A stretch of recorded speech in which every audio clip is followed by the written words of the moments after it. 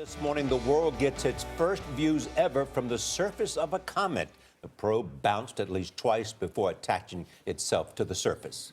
NASA astronaut John Grunsfeld is a veteran of 5 space shuttle flights. Those include 8 spacewalks and more than 58 days in space.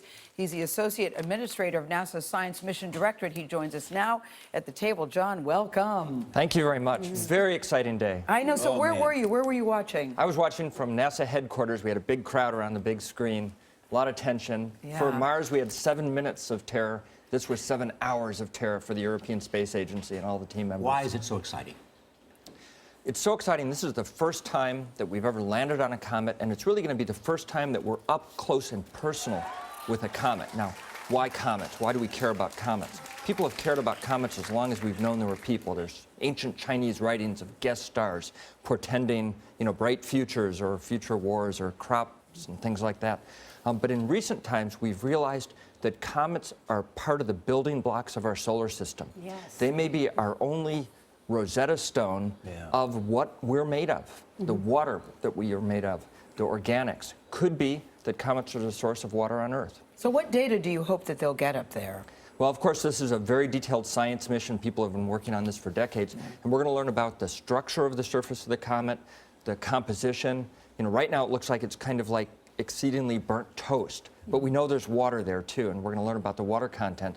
And specifically, do the actual atomic components of the water, of course we know it's hydrogen and oxygen, but is it deuterium and oxygen?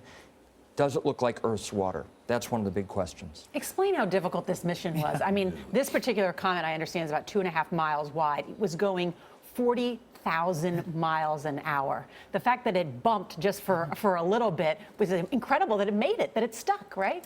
Well, pilots know that any landing that's a safe landing is a good landing. Yes. And Philae looks like it landed 3 times. Yeah. And that actually just highlights how difficult this was. Keep in mind that this little spacecraft that was completely on its own. Now, the speed's not that much of a factor because the spacecraft Rosetta and Philae were both going the same speed as the comet. So from the spacecraft perspective, it was gently floating down. But it takes about 28 minutes for the signal to get from the spacecraft back to Earth. So we were all spectators. What is the biggest question it might answer? I think the central question really is, does the comet water look like water on Earth? But there are many, many different questions about organics. Because the director said this is a big step for human civilization. Well, I think just from a broad perspective, we have the Curiosity rover on Mars. We now have the Philae lander on a comet with Rosetta circling around. In 2016, we're going to launch a mission called OSIRIS-REx, which in this case, NASA is going to lead with the European Space Agency as a partner.